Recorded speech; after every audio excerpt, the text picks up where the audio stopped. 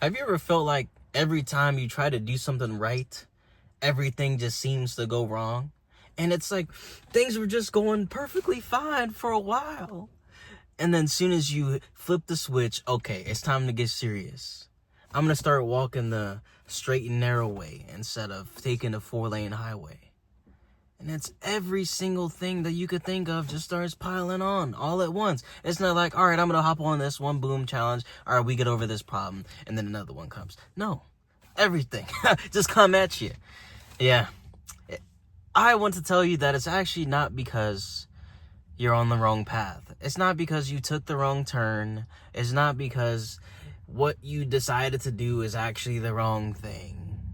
It's never going to be the wrong thing to start working to improve your life for the better, to work on yourself so that you can become that kind of person who can better serve the people you were put here to serve. You know, one of the best lies that the enemy can tell us is that we made the wrong decision to finally do what we think is right. Because we all have that internal voice that tells us, okay, you probably shouldn't do this, or this is the right thing. Keep doing that. The enemy wants us to believe that we are on the wrong track, that just turn back, you're wasting your time. Yeah, obviously you're not getting any kind of results. Yeah, they told you, okay, do these things and you're going to see this, but you're not seeing them. It's why so many people quit on something like working out. Even though it's been proven for years that if you do these things, if you just follow the blueprint, you're going to lose weight. You're going to put on muscle. You're going to get more endurance. But many of us quit. We got the whispered lies, and then we got the difficulty of doing the thing. There's all the things that are actually worth having. All the valuable things, they are always difficult. They always test something about us, whether it be patience, whether it be our attitude, whether it be our endurance. All of those things are necessary because we get sharper in each of those categories depending on what we're doing. And then whenever we actually get the thing, we have a real true sense of appreciation for it because of all the things we had to go through. It's harder to give up on pursuing something when you put a lot into it. No, many of us quit things because we didn't really invest anything in it, so it's easy to just give it up. We got that coupled with the lies that we were getting whispered. We got that coupled with the resistance from the outside and then the resistance from the inside. Because the enemy is so good with his lies. They're so slick with it. So suave. It always seems so enticing. It's easy to fall into. He speaks to that voice of weakness that we already have inside of us, that voice that wants to lead us to comfort, that wants to lead us to that 4-lane highway, that doesn't want us to be uncomfortable. Because our brains are wired for survival. Our brains just don't care about anything that we're trying to work on. It doesn't care about our goals. It doesn't care about our dreams. It doesn't care about our purpose. It just cares about keeping us safe. So the enemy's able to speak to that part of us, and then it's like 2-on-1 in a sense. You got you, the version of you that's I, and then you got the brain and you got the weakness. You have the enemy capitalizing on all of that. And it just makes it that much more convincing.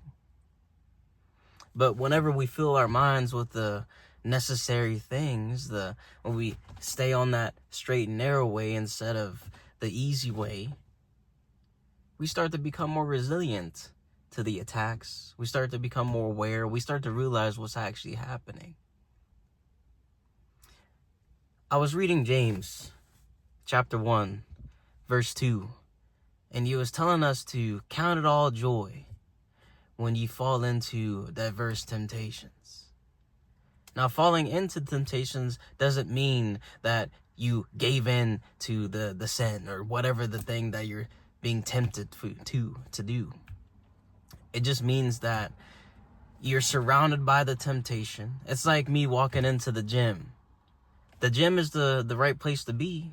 You know, you go in there to not only grow physically, but to grow mentally and spiritually.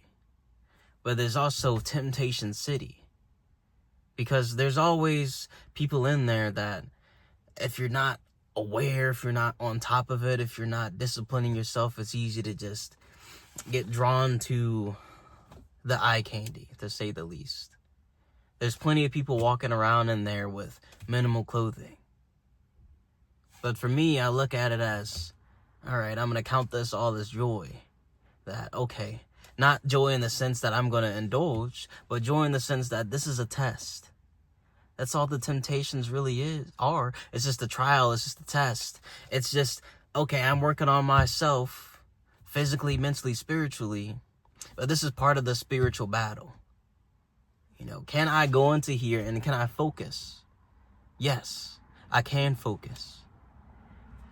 I don't need to be distracted by these other things that are going to take my mind away from why I'm there. It's easy to just indulge and stare or to imagine. But that's all part of the training. Can you walk into these areas where you're meant to grow and resist the temptation and strengthen your spiritual muscles as well as your mental and your physical muscles? So count it all as joy. What that means is shift your mindset. Reframe your attitude to see that this isn't a bad thing. It isn't a bad thing that the adversity struck as soon as I decided to work on myself or be better. It's actually a good thing because I'm walking the right path. And since I'm walking the right path, I get tests, I get trials, I get these things that are actually going to sharpen me and help me on this path that I'm walking. It's just going to prepare me for the future difficulties that are going to inevitably come. So, whenever you start something new, or if you feel like you're just drowning underneath the weight of the world caving in, and then you have the internal battle fighting against you, like, I don't know what to do. It feels like I don't know where I can go right now. It feels like there's no light in the bottom of this abyss that I feel like I'm in. If you feel that way, just know that you're still on the right track, that you're not in the wrong place. You're actually just in the forge. You're in the furnace. This is the place that is going to help you elevate even further, because there's something waiting for you. This is a whole life that waits for you that you couldn't possibly imagine. But you have to keep that in mind as you continue to walk this path. You have to understand that all of this is necessary. That all of this is just temporary. That there's going to be a whole lot of light eventually, but I just have to go through all the darkness first. So remember that as you continue to walk your straight and narrow pathway. And if you need someone else that's going to be there right alongside you, that's the whole point of this. To let you know that you're not solo. You're not alone. Let's take this walk. Let's take this path together. So go ahead and subscribe, and I'll see you in the next video. Adios.